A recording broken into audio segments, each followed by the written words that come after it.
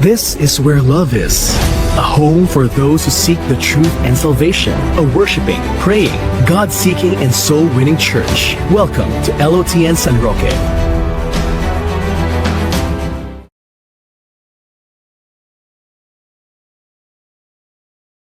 Hallelujah! Panginoon, salamat po sa umagang ito na kami po ay dinala mo sa lugar na ito. Dalangin po namin, O Diyos, ang pagsama mo, O Diyos, at ipaunawa mo po sa amin ang iyong salita, Panginoon. Lalo na ngayong umaga, Lord, we will talk about your grace, Panginoon. Maraming salamat po at pag-ingatan mo po ang mga papunta pa lamang dito. In Jesus' name we pray. Amen. Praise the Lord. Welcome back, disciples. Yeah. Welcome back. Sabihin mo sa sarili mo, welcome back to me. Recap muna daw tayo. Ay, Kuya, say shout out ha. Pag wala silang nasagot dito, sinasabi ko sa'yo, hindi ka effective. Joke! I-edit. Dahil babae lahat tayo dito. Wala silang magagawa. Alright, so excuse my voice. Bungad ko po na. Yan. So, recap muna ng content. Naku, may kodigo sila agad. Wala mo nang magkukodigo. Ang dadaya nyo. Ayan. Okay, sige. Lesson 3, recap muna. Oh, what is the title of lesson 3? Jacob. Nano, Jake? Alang anak-anak kayo ni Jake. Ano daw po? Title ng lesson 3. Comprehending sin. Wow, nice. Comprehending sin. Next. Nakita! The Hebrew word for sin, it means to fail. Wala, nakita nyo lang eh. Next, Greek word that means to miss a mark. Mata. Ayun o, karma. Tignan nyo, may kopya na nga kayo, hindi nyo ba? Marcia. Hamartema, walang tama. Oo, Marcia. Ayan o, Marcia. Sige, wala na tayo magagawa. Next. Yan, Greek word that means nature of God, life of God, and eternal life. Ano po yan? Ano ba yun? Greek word, Zoe. Hindi ko kabisado yun. Yan. Magbigay nga po tayo ng dalawang effect ng sin sa isang tao. Ano ba? Naku, kuya. Kuya, hindi sila nakikinig. Ate Fatima, Sister Angelita, Mama May. Effect, di ba? Ano po? Effect. Ano? Yung separation. Aba, ewan ko. Kung saan niya. Bigay na natin. Yan. Dulls his ears. Yan. Darkens eyes. Dinadiver na feet. Dinidefile ang tongue. Deceive ang heart. Devours intellect. At dinudum ang soul. Ayan. According to lesson 3, ano daw pong penalty or kaparusahan ng sin? Death. Kamatayan. Yan ang importante. Death. Ito. Yan. According to lesson 3, ano naman yung solution sa sin? Reading the Bible. Ano ang andito na. Halika na, girl. Sakto, girl. Ay, dyan ikaw ang sabi. Ano daw po yung solution for sin? Reading the Bible. Siyempre, wala nang iba. Si Jesus lang. Hindi po si Mama Mary, Si Jesus lang. Yeah. Good morning, Bas. Yan. Now we're ready for lesson 4. Yan. Title naman ng lesson 4 is Comprehending Grace. Ibig sabihin, Mahirap sa dictation. Understanding Grace. Understanding Grace. Yan. So ngayong umaga, pag-uusapan natin ang grace. Sa mga nakaraang mga linggo, ang topic natin is kung paano natin mauunawaan ang kasalanan. Diba? Saan nagmula ang kasalanan? Diba? Paano napasa sa atin ang kasalanan? Anong epekto ng kasalanan sa atin? Diba? At ano yung kahihinatnan natin kapag tayo ay namatay ng may kasalanan? Pero, sinabi din yung ano yung solution sa kasalanan. So, ngayon naman, ang uunawain natin ay yung grace ng Lord. Alright? So, yan. Ang grace, kahit saan makikita mo. Kagaya niyan, brand po yan ng mga pang-tsaa, mga cup. Pa, familiar ba kayo dito? Grace Pharmaceutical. Ako hindi. Sinearch ko lang. Next, ito. O, ayan. Mga tula about grace. Madami, di ba? Ayan, nakikita. Oy, ayan. Ito, if di nyo po alam, mahilig ako sa pabango. Itong pabango na to, mahirap siyang hanapin sa Pilipinas. So, dahil lang sa pangalan na Amazing Grace, sinearch ko siya, na-curious ako. So, bumili ako ng inspired scent niya. Ang mahal kasi, tas hindi siya available sa Philippines, basta-basta. Tas nung naamoy ko siya, tama yung description ng mga napanood kong nagre-review sa kanya. Sabi niya, yung pabango na daw na to, para siyang warm hug ng nanay mo at the end of a tiring day. So, it's an amazing grace. Diba? Napakaganda. Pati yung bottle niya, meron siyang description about sa pabango. Ang ganda-ganda. So, yung brand is Philosophy. If curious kayo, pwede nyo tignan sa TikTok. Yan. What else? Ito, alam niyo ba ito? Cafe Mary Grace. Overpriced. Na lasang normal lang. Yung Batirol nila at saka yung Ensaymada na overpriced, di ba? Si Cafe Mary Grace. Saan pa? Oh, ayan. Familiar ba kayo sa song na yan? Amazing Grace. Di ba? Hanggang dun lang. Kala niya tutuloy. Yan. So, ano bang ibig ko sabihin? Ang word na grace, kahit saan nakikita natin, naririnig natin, we talk about it all the time sa mga kanta, sa tula, sa sermons, di ba? So, kahit na ganun, kahit na very, siya na naririnig natin, marami pa rin hindi fully nauunawaan kung ano ba yung grace. Ano ba yung grace ng Lord? So, ngayon po, kailangan nating maunawaan kung ano ba yung grace na yon. Kasi, when we understand the grace of God, nagbabago po yung pananaw natin sa ating sarili, sa ating kapwa, at higit sa lahat, sa ating Panginoon. It changes the way we see ourselves, other people, and God. Di ba po? So, and, ito pala, wait lang. Yan, ayan. So, as we walk through this lesson po, please take a moment to review or reminisce yung mga pagkakataon na nakita mong nag-show up yung grace sa buhay mo. Minsan, in a form yan ng forgiveness na di mo deserve. Diba? Pwedeng sa ibang tao, sa Lord, diba? O kaya naman mga second chances na binigay sa'yo, na akala mo hindi ka nabibigyan ng second chance ng taong yon o kaya ng Lord, diba? Ano pa ba? Yung mga blessing na alam mong hindi mo pinaghirapan, pero binigay ng Lord kasi kailangan mo siya. O kaya, gusto ka lang pangitiin ng Lord ng day na yon. Yan po yung mga glimpses of God's grace sa buhay natin. Hindi lang siya one-time extravagance na namatay si Jesus at niligtas niya tayo. Marami pong instances sa day-to-day lives natin na nag-show up ang grace. Minsan nga hindi tayo conscious eh. Di po ba? Abang nininilay ko po yun. Actually, nung nag-e-edit po kami sa main, ditong module na to, sa akin natoka yung introduction ng lesson 4. So, ako yung gumawa nitong yung introduction lang naman. In-edit lang naman ng AI. And then, naiiyak ako. Why? Kasi gusto kong i-highlight itong word na to na may this lesson change the way we see ourselves, other peoples in our lives, and the way we see God. That's very important. Kasi dito po sa buhay na to, it's all about God's grace.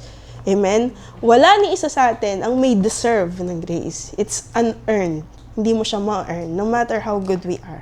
So, sabi ko, gagawin ko siyang 3-part lesson kasi gusto kong namnamin nating lahat yung grace ng Lord sa buhay natin. Amen? So, sabi dito, as we walk through this lesson, alalahanin po natin yung mga time na yon na may mga simple graces ang Lord sa life natin. Amen? So, by the end of this study, ang goal natin, hindi lang siya maunawaan, kung hindi ma-feel natin ang grace ng Lord in a real and personal way. Ibig sabihin, ayoko po ng dahil tinuro ko sa inyo, kasi second hand na po yung napapakinggan nyo, yung sinishare ko, yung first hand experience ko. Gusto ko po kayo mismo yung first hand experience nyo, yung ma-experience nyo, because this is an experience. Amen? So, may this lesson help us grow closer to the gracious God who freely gives us grace and teaches us to live in that grace every day. Amen? So, ayan. May it change the way we see ourselves, the way we see God, and the way we see the people in our lives. Sige po. Alright, so for today po, ang tatalakayin natin, dalawa muna. Una, definition of grace. What is grace? Pangalawa, the distinction of grace. What grace is not? Ano naman yung hindi grace? Diba? Dalawa lang muna, para hindi tayo bombarded. Right? Kasi 7 po ito eh. Yan. Yung 3, picture of grace, power of grace, person of grace. Tapos, yung apparent contradiction between Ephesians 2 verse 9 and James 2, 14, 18. And then lastly, kung ano yung response natin dapat sa grace. Alright? So, ayan. This lesson will help us gain a deeper appreciation of the beauty and depth of God's grace and its sufficiency in saving humanity. Alright. Yan po yung sinabi ko kanina. Dalawa lang muna. Alright. Sige, dito tayo sa definition of grace. Yan. Pwede po ba nating basahin? 1, 2, 3. Grace refers to the spontaneous, unmerited gift of divine favor. It compasses love, God's love, and forgiveness extended to humanity despite our unworthiness. Aww. Sabi mo sa sarili mo, you are unworthy. You are unworthy. I am unworthy. Yan. Ang sabi po ng Romans 5:8, but God demonstrates His love for us in this. While we were still sinners, Christ died for us. Amen. That's why grace is God's kindness that we do not deserve. Palagi po nating aalalahanin na ang grace po unearned.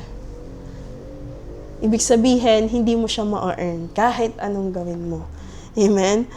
It is God giving love, forgiveness, and help even when we have done wrong. Amen? When God loves us, His grace is always there too. Ibig sabihin, kalakip siya ng love na yon. Amen? Yung grace daw ng Lord, kalakip yun yung love daw ng Lord, kalakip niya yung grace. Palaging, kung nasan yung love ng Lord, nandun yung grace niya. Amen? Because God is the source of grace. Amen? Kaya po, ito yung favorite kong verse sa Hebrew. Kapag daw kailangan natin ng habag at biyaya, tayo po ay lumapit sa kanyang trono. Amen? Dahil doon, sagana. Amen? Sagana po. Alright, so God is the source of grace. Yan. Ngayon, ang grace daw po ng Lord nagpo-focus sa dalawang importanteng bagay. Una, the kindness of the heart of God. Pangalawa, the unworthiness of the recipients. Sino yon? Tayo. Diba? Naka-red po the kindness and the unworthiness. Ayan po yung mga Bible verses natin supporting. Hindi ko na po babasahin. Pwede nyo pong i-note, paki-note nyo sila para po hindi nyo makalimutan. Kasi po, yung ibibigay namin sa inyo at the end of lesson 4, yung marami pong wala. Marami pong dinagdag dito. Sige lang po.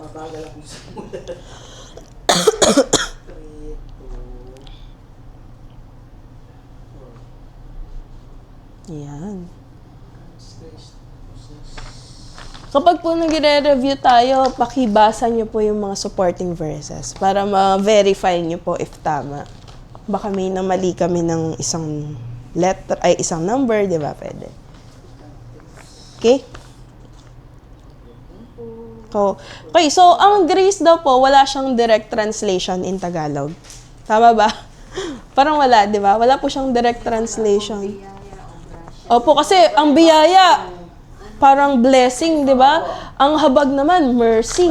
So, wala siyang direct translation, kung mapapansin po ninyo, no? So, Wala siyang exact kung yes. So, ang hawabag, mercy, compassion naman, di ba? Ang biyaya, blessing, favor. So, ginagawa natin is kino-combine natin as kagandahang loob ng Diyos. God's kindness or goodness. Di pa rin siya direct translation. Di ba? To convey God's unmerited favor and loving kindness given freely. Ibig sabihin, libre lang siya. Di ba? Unmerited. Pag sinabing unmerited, ano po ang ibig sabihin yan? Hindi mo siya deserve, hindi mo siya ma-earn. Kasi kapag merited, ibig sabihin, in-earn mo yon. Sa CAT, ROTC, di ba, meron silang merits. Di ba, meron silang merits. Pag nakagawa ng mali, ide-demerit. Pero di tayo ma-demerit kasi hindi naman natin in-earn yung grace ng Lord. So, hindi siya nababawasan. Di po ba? So, in simple terms, something na hindi mo naman pinagtrabahuhan. Kaya hindi mo siya deserve. Di kagaya kapag sahod, pinagtrabahuhan mo siya, kaya deserve mo. So, ibig sabihin, hindi daw tayo karapat-dapat at hindi natin yan pinaghirapan. Yan ang ibig sabihin ng unmerited. Sige po, kuha lang po kayo ng keywords. Okay, next.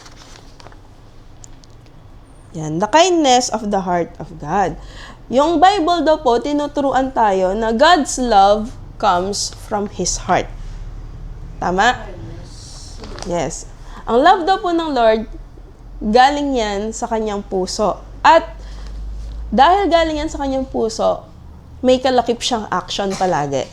Pansin niyo ba yon? Ang Lord, hindi lang siya puro talk. Meron siyang kasamang actions, ang kanyang love. Because God's heart is full of love, His hands, yes, kuya. Po daw na kasi tsaka na Betsy.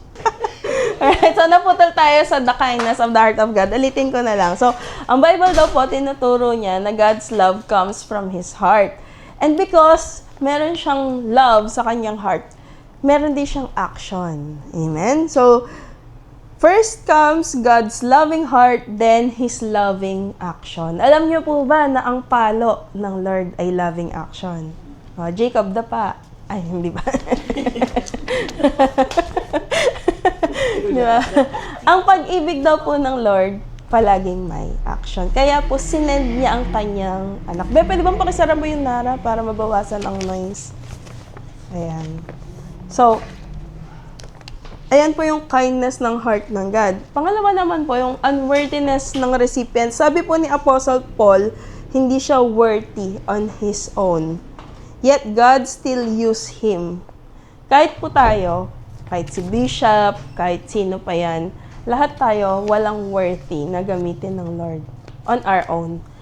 Nagiging qualified lang po tayo dahil sa grace ng Lord. Amen? Because of His kindness. Because of the kindness of His loving heart. Amen? That's why we are unworthy.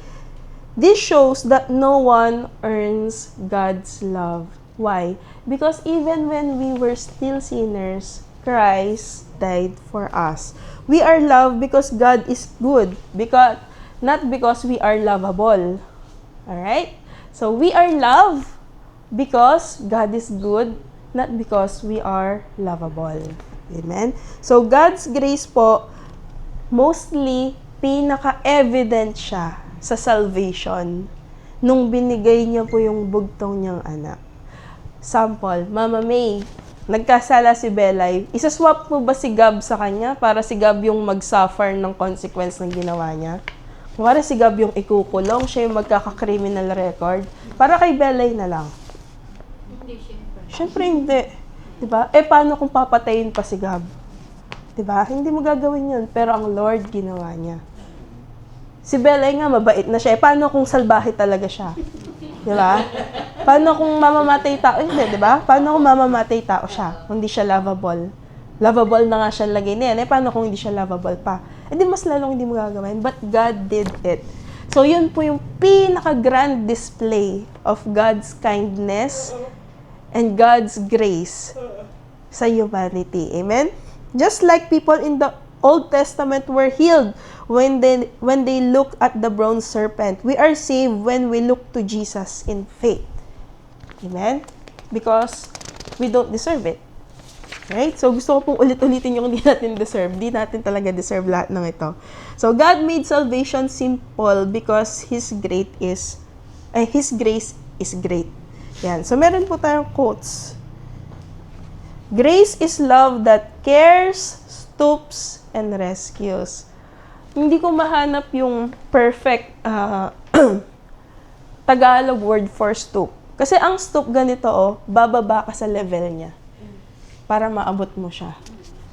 Di ba? Kunwari ang bata, si Sebi, gusto ka niyang i-kiss, inaabot ka niya, ano bang gagawin mo? Magsusstop ka. Iyuyok ko, ganun. More on po siya. Talagang ile-level mo yung sarili mo sa kanya. Ganun po yung stop eh. Ibig sabihin, kung ikaw ay naka-Mercedes, willing kang madumihan sa putikan yung paa mo para lang maabot mo yung gusto mong abutin. Ganun po eh. So, ang biyaya ay pag-ibig na hindi lang nagmamahal, kundi yumuyuko, umaabot, at nagliligtas sa atin kahit hindi tayo karapat-dapat. So, grace ang biyaya. Di ba? Wala siyang direct translation. Pati yung stoop, wala din. So, yun po yung meaning ng grace. So, to simply put, grace is the unmerited, unearned, undeserved favor of God. Amen? So, ngayon naman, pag-usapan po natin yung distinction of grace. Ano naman daw yung hindi grace? Lagi siyang namamali. Madalas namamali. Sino po yung nakarinig dito ng OSAS? Na doctrine. Di ba po tayo, may doctrine tayo? Yung ibang mga faith po, meron silang doctrine na tinatawag na OSAS. Or simply say, once saved, always saved. Right? So, maybe marami po kayong ma-encounter na ganyan. And that's very dangerous po, ha? So, gusto ko po mag-ingat po tayo. So, ano nga ba talaga yung ibig sabihin nun? Kasi ang dinadahilan nila, ang grace ng Diyos. So, para i-simplify po yun, kapag daw po ikaw ay tumanggap na sa Panginoon, it is okay kahit bumalik ka sa dati mong pamumuhay na nagkakasala. Kasi ligtas ka na. Kasi daw, sufficient ang grace. And when you hear people po debating about that, talagang mapapaisip ka, ay, ang lawak ng grace pala. Ang lawak pala ng grace. So, una, grace is not a license to sin. Hindi daw po siya lisensya. Para, ay, gracious ang Lord. Pag lumapit ako sa Kanya, papatawarin niya ako. Di po ba? Grace is not earned or deserved. Hindi mo siya in-earn. Hindi mo siya deserve. Hindi mo sinabing, mas mabait naman ako dyan, tapos yan yung pinagpipreach ninyo. Nakakatawa po, pero totoong nangyayari po yon sa mga ministers. Di po ba? Grace is not just forgiveness. Hindi lang po siya basta pagpapatawad. Grace is not limited. Di ba? Grace is not the negation of truth or justice. A question, what is negation po? Hindi ko din alam, sinerch ko. So, talakayin natin isa-isa. Parang benefit of the doubt yun. Yes, tama. Ang galing niyo po. Hindi ko po alam yun. Sinerch ko lang. Or ano Yes. So, grace is not license to sin. Grace helps us change and choose to do what is right and obey God. It teaches us not to abuse God's kindness or take it for granted. Aray. Diba? Kaya sinasabi ko kanina yung once saved, always saved. No, because when you truly experience grace, when you truly understood grace, talagang, tama naman po magkakasala pa rin tayo, diba? Pero, hindi ka magiging prente. Hindi mo siya iti-take for granted. Madudurog yung puso mo kapag gumawa ka ng kasalanan.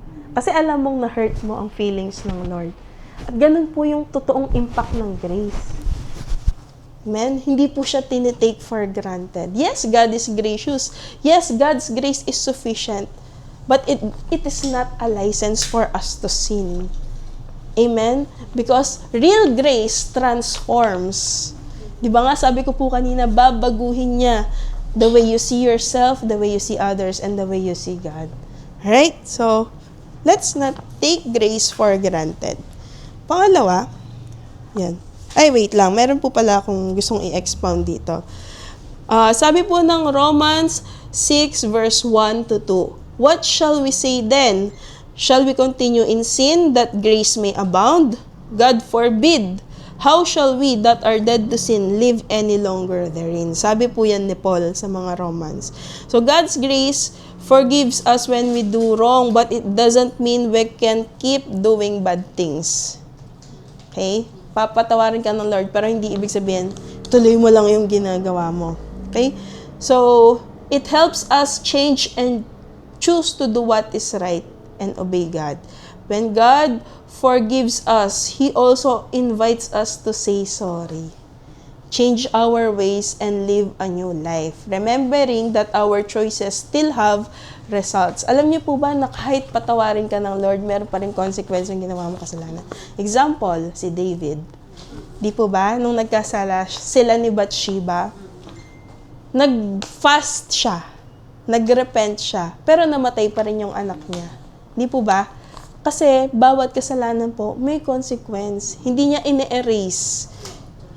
Laging may effect yung ginawa natin. Kaya kapag sinabi, papatawarin naman ako ng Lord, tama, papatawarin ka niya. Pero, merong consequence ang kasalanan natin.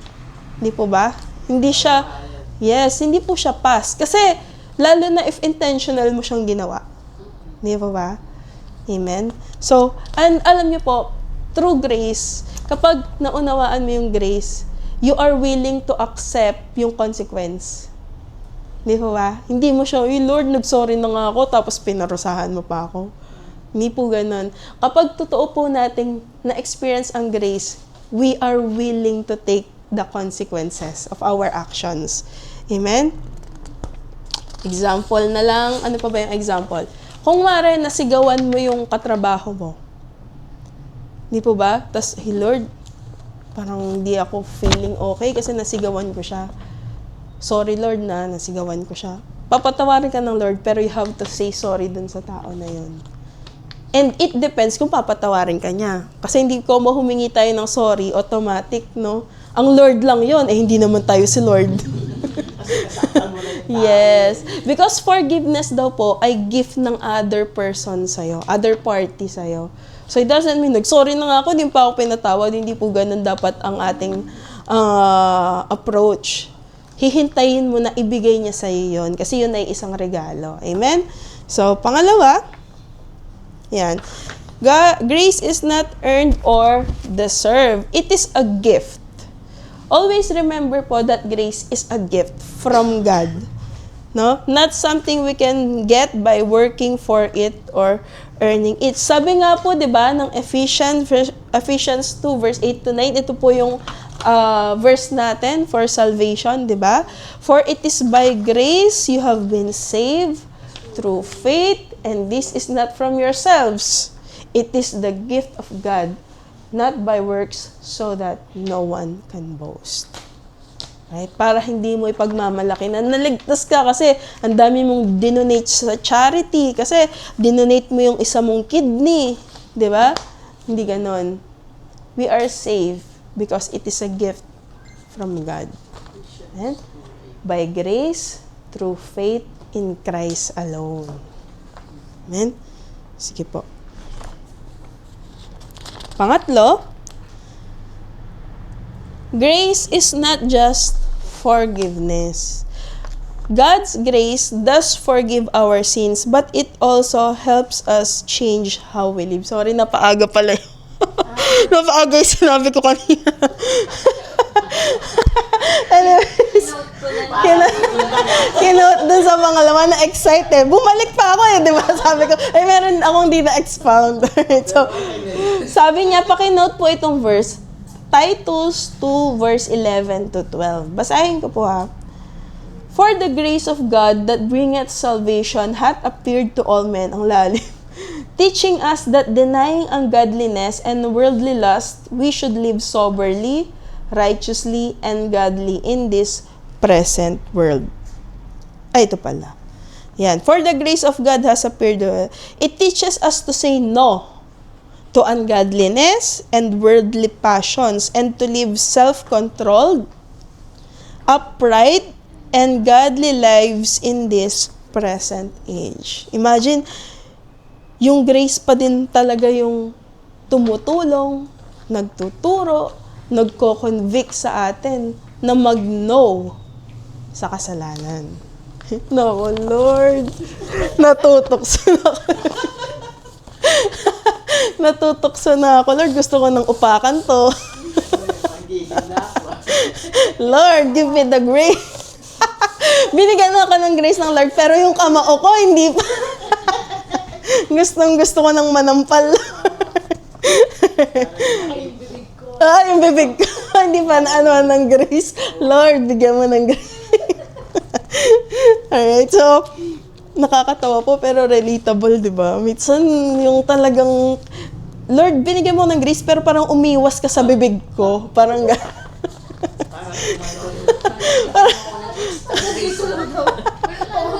parang hanggang dito. Nag-iinit eh. So, God's grace teaches us daw to say no to wrong things and to say yes to what is right. Naranasan nyo na po ba na ang haba na ng chat nyo tapos biglang pinabura ng Lord? Ang dami mo nang gustong sabihin sa tao. Pero, sabi ng Holy Spirit, Minsan pagkalit ka, yes, ang dami siya, di ba? Tapos papabura ng Lord, mag-okay ka lang. Naku, ang dami ko pong ganyan. Ang dami ko pong experience na ganyan. Tapos biglang ipapa-reply lang ng Lord sa'yo, okay. Diba? Pero minsan, parang feeling, hindi Lord, parang ang sarap sabihin nito makaganti man lang. No? Minsan may mga ganon. But it's the grace of God to delete the message. It is still the grace of God na i-delete yung message na yun. Di ba? Simple lang, pero malala. Parang, di ba? So, ang grace daw po, ayan, tinutulungan, tinuturuan tayong mag-no. Hindi lang tinuturuan, ini-empower niya tayo. Encourage niya tayo na laban. Pero, yung grace yung nilabanan mo, hindi yung tukso. By the way, ang tukso po, hindi nilalabanan, tinatakbuhan. Gusto ko lang i-correct yung sarili ko, sabi ko nilaban. Alright. Ayan, ang haba ng Tagalog, guys. Natalikuran ang makamundong pamumuhay, o talikuran pa nga ni, ano? Tayo ito'y may pagpipigil sa sarili, matuwid at karapat-dapat sa Diyos. So, grace pa din yan, di ba? What else? Grace is not limited. Ayan. Natawa ako, hindi ko alam bakit. And God's grace is not limited by our past mistakes or weaknesses. No matter how bad someone thinks their past is, God's grace is still enough for them. Di po ba? Alam niyo po ba na may pastor dati sa LOTN na hard killer? Naging pastor siya. Na-born again siya. Ang kwento niya, hindi po siya ni-name drop kung sino sa mga, pero dati pa. Hindi ko alam kung nandito pa siya o kasama pa nila dun sa hindi ko po alam. So, kwento po ito nila Pastor Raynon na before po siya ma-born again, siya po ay hard killer. Sabi niya, pag pumapatay daw siya, parang hayop lang. Parang nagkatay ka lang ng manok. Sometime in his life, he met Jesus. And that changed everything. Sino yung nakapatay na dito ng tao? Manok, pwede pa. Tao, wala pa naman so far. So no matter how bad our past is, sa isip pa lang daw siya pumatay. How bad someone thinks their past is, enough ang grace ng Lord. Enough para mag-stoop at abutin tayo. Amen. Enough para linisin yung dumi na meron tayo. No matter how bad our past we think it is. Amen? So, ganun po ka-powerful ang grace. Because of God's grace, God gives us the strength to obey Him. Ay, mali pala to. Bakit kulang A, B, C? Nasa D na ba ako? Limited. Okay, sorry. Hindi daw siya nakakonfine sa ating mga past circumstances or boundaries of human understanding. Meron po akong nabasa nun sa Facebook. Sabi niya, for example, merong babaeng ni-rape, tapos pinatay siya. Yung babae na yon, naligtas siya. Let's say, may relationship na siya sa Lord before siya namatay. Ngayon, yung rapist niya, at yung pumatay sa kanya, along the way, nakakilala sa Lord, nag-repent, pinagsisihan, pinagdusahan ng mga kasalanan, naligtas din siya. Tapos magkikita sila sa langit. Napaka-unfair naman daw po doon. Diba? Tama, unfair naman talaga kasi ang grace. Kasi kahit yung ni-rape na yon, hindi niya naman deserve ang grace. Ganun po ang grace ng Lord. Hindi po siya malilimitahan. Hindi po natin siya pwedeng limitahan. Hindi po natin pwedeng sabihin kung sino yung dapat at hindi dapat. Kasi tayo din, hindi naman karapat dapat. Amen? Hindi po natin siya na-earn. Walang mas mabuting tao. Walang mas dapat. Hindi po ba? Hindi po siya kagaya ng ayuda. Ay, ito dapat dito. Itong pamilyang to kahit wag na to. Di ba? May mga ganun. Exemption. Oo, kapag ka mag-anak mo yung naglilista. Ano ka? Pero, ang grace ng Lord, hindi po ganun. It is for everyone. Di po ba?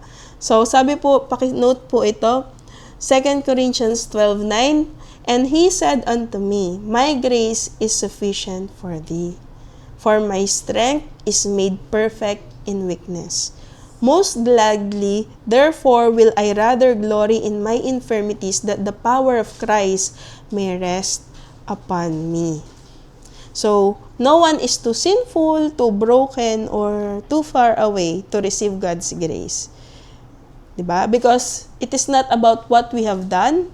It is about God's never-ending love at mercy. Amen? So, next. Ito pala, naku, ano ba yun? Nakakalimutan ko, nandito sila. Yan. E. Grace is not the negation of truth or justice. Hindi daw po ibig sabihin na ini-ignore ng Lord ang sin, ha? But rather, that He offers a path to redemption through Christ. Ano po bang? Ay! And na, hindi ko pala sinulat yung negation. Nandito siya, pero hindi ko nilagay. Alright, so, negation, ang meaning daw po ng negation, in simple terms, it means canceling, denying, or going against something. Tama po yung sabi ni Sister Angel kanina, benefit of the doubt. You are giving benefit of the doubt to something. So, hindi daw po siya benefit of the doubt ng truth or justice. Hindi siya nagko-contradict ng truth or justice. God's grace doesn't mean that sin is ignored. Kagaya po nung sabi ko kanina, 'di ba? Ano 'yun? Magkikita sila sa langit, 'di ba? So, but rather He offers a path to redemption through Jesus Christ. Pagdudusahan mo pa rin yung ginawa mong kasalanan, pero may redemption. Kagaya ni David, may redemption story siya. Amen? Nung nagrepent siya, binago niya yung buhay niya. 'Di ba? Meron siyang redeeming story. So, grace is one of the most beautiful truths of the Christian faith because everything is all about God's grace. It is God's unearned kindness. Yun po yung sinabi ko kanina, unmerited, undeserved, unearned, flowing from His loving heart. So, grace is flowing from His loving heart, no? To undeserving people. Tayo po yun, wala nang iba. That Christ died for us while we were still sinners. So, grace begins in the heart of God and flows sa ating mga recipients na hindi karapat-dapat. Amen? So, yun lang po yung grace. So, ang grace daw po naman, Ano naman yung distinction ng grace? What grace is not? Hindi siya license para magkasala ka, magpatuloy ka sa pamumuhay na makalaman, di po ba? Makamundo. Ano pa? Hindi siya nagne-negate ng truth or justice. Ibig sabihin, kapag pinatawad ka ng Lord, hindi mo na pagdudusahan yung ginawa mo. No, meron pa ding consequence. Di po ba? Hindi siya limited. Ano pa? Ano pa yung hindi grace? Yes, it's not just forgiveness. What else? Hindi ko pala memorize. Earned or deserved. Hindi siya license to sin. Yes, what else? Ayun, tapos na. Negation. Yes, hindi siya 5 lang po. Yan. So, to end, gusto ko pong i-emphasize ito na wag po nating i-take lightly yung grace ng Lord. Every single time po, we have to, oh Lord, thank you. Thank you, Lord, sa grace mo. Thank you sa, di po ba? Ganun po yung pagtanggap natin sa grace humbly because hindi po natin siya kayang bayaran. Ayan, so, palagi po tayong titingin sa Lord. Every time na kailangan natin ng grace. Kasi sa latter part, dun po natin itatackle yung extending grace to other people. Extending. Parang iba naman yung depth of gratitude. Ano? Yes, opo, iba pa rin. Pero kasi kapag naunawaan po natin ang grace, there's gratitude. Yes, amen? So, yan, end of lesson 4, part 1. Palapakan po natin ang part 1 pa lang po. Ay, hindi. Wala pa tayong questions. Doon na lang tayo mag-FAQ sa part 2. Alright, so thank you so much po. This is where love is. A home for those who seek the truth and salvation. A worshiping, praying, God-seeking, and soul-winning church. Welcome to LOTN San Roque.